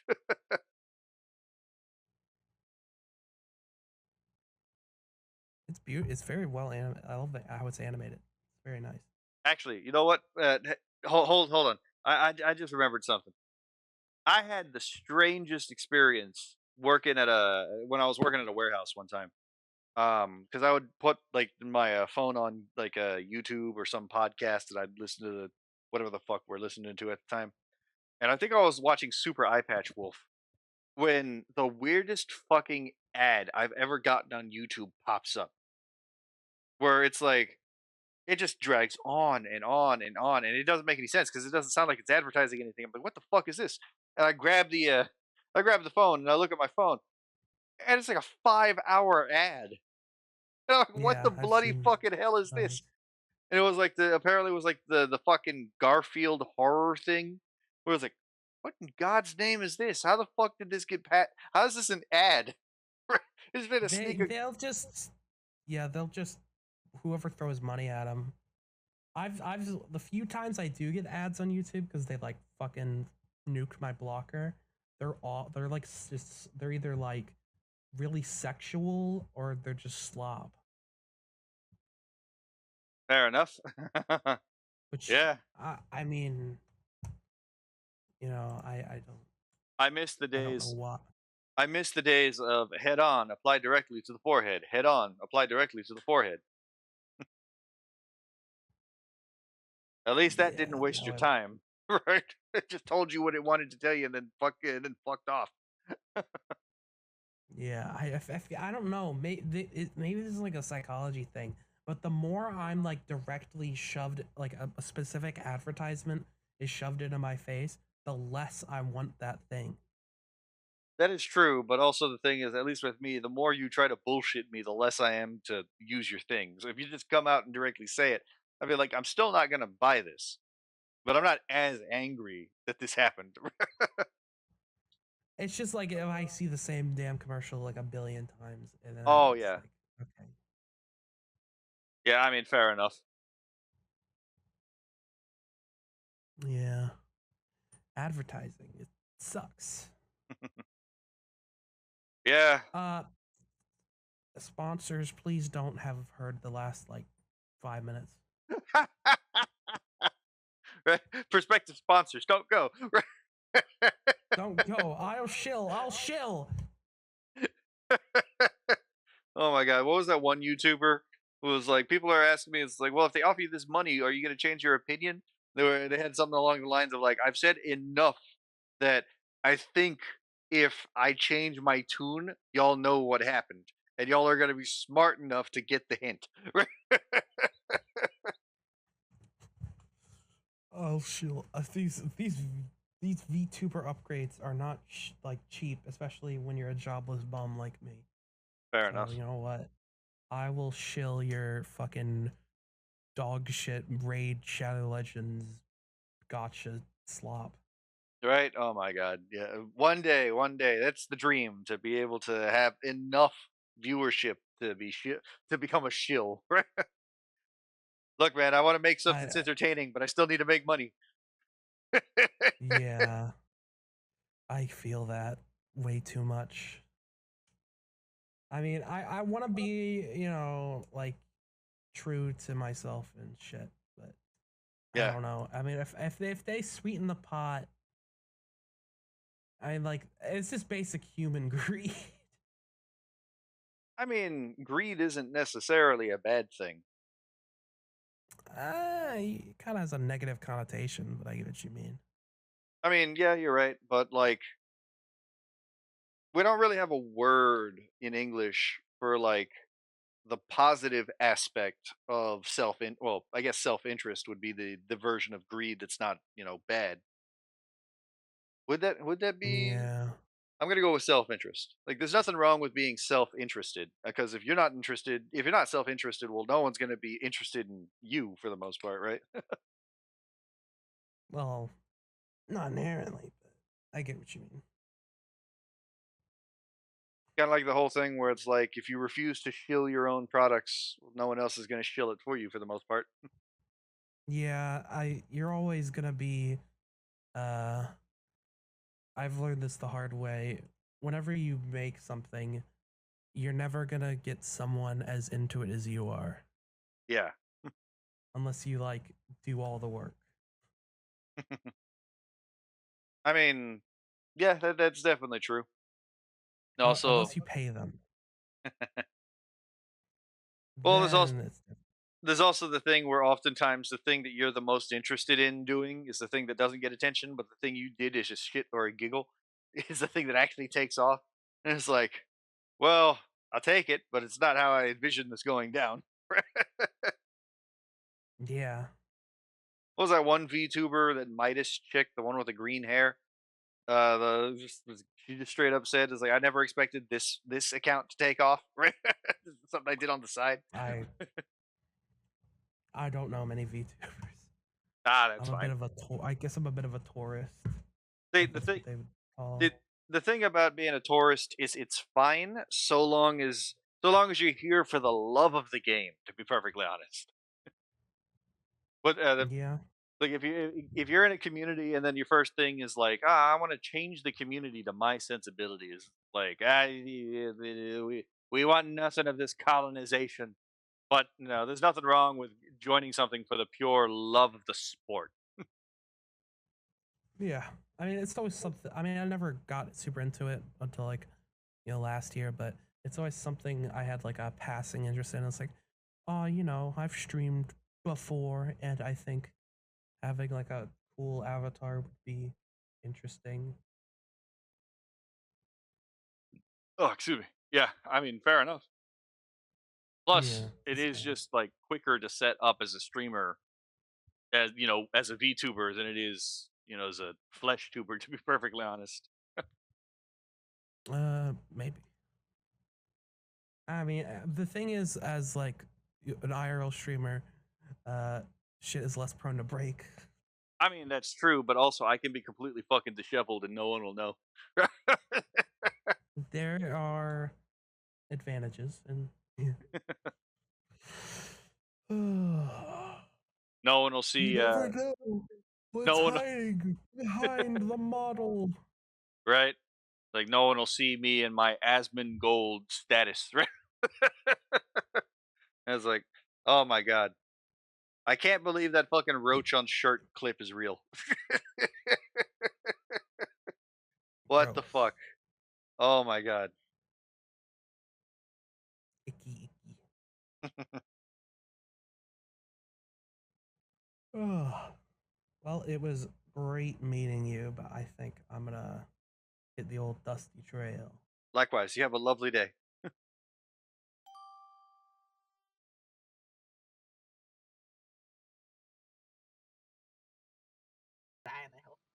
We meet again. Hello. How are you doing? I'm doing fine. Stressed out, but other than that, fine. Well, I mean, it's the new year. Stress out, kind of normal. I mean, that's entirely fair. I ran into one of the creepy guys that I ran into before, and they kept arguing with me about how like gacha games are a slot machine. I'm like, no, it's not, because you have to put money into a slot machine, but gacha games you can play for free. I mean, that's a good point. That is actually a really substantial difference. Mm-hmm. So, what was their point about them being the same? Is it because you they're have to both? put money in order to get the characters, and it was like, no, you don't, and stuff. And I remember them previously from another night because they just kept complimenting my jiggle physics the entire time. And then I just got quiet and stared at them until they never talked back to me. And I remember their name because of that situation. So I made sure to block them this time so I never run into them again. But they were literally like, no, gotchas are a slot machine. I'm like, no, they're not. Because if you want to play the slots, you got to put money in. And gotchas, you don't have to put any money in it. And they were like, yeah, but they're still a slot machine. No, they're not. I've never gone to a casino and was able to play the slots for free. I'm just saying. Again, fair point. Oh my god, this is just what a conversation. Well, what an actual conversation. Oh my god. So I remember when I went to Vegas. When I went to Vegas for TwitchCon, I went over to DuPont or whatever it is, right? The big casino street. I found a Grumpy Cat slot machine. I bet $20 in it. I played for an hour and a half. I mean, fair enough. For $20. I was like, I got my money's worth. And then Reddit was about to be like, all right, all the money's gone. Right? Someone put $20 in because it was my birthday weekend. So then I played for another hour and a half. Well, that's $20.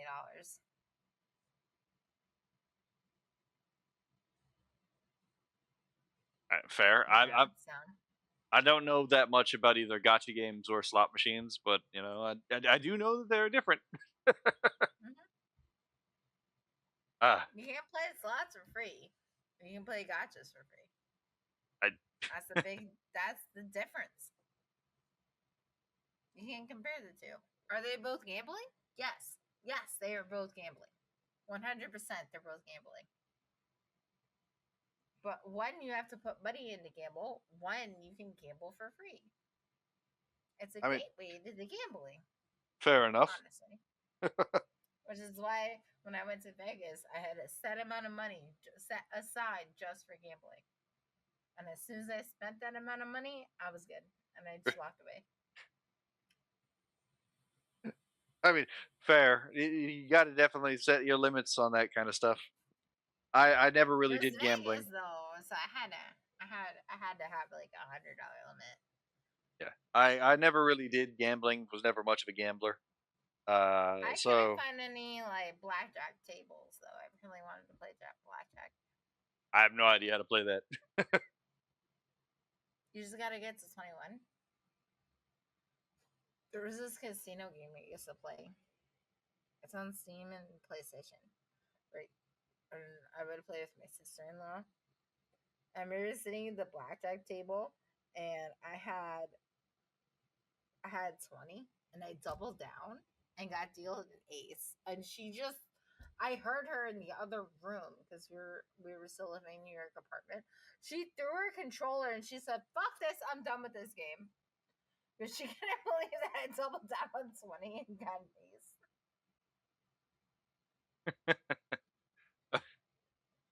Okay.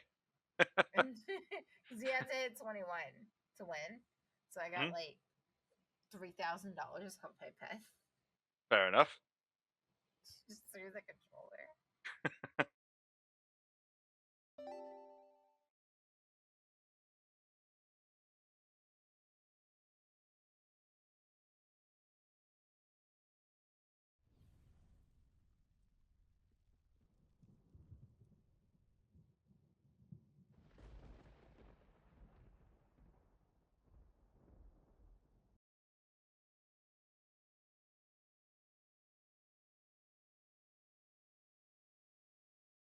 Oh my god, it's having a seizure. Well,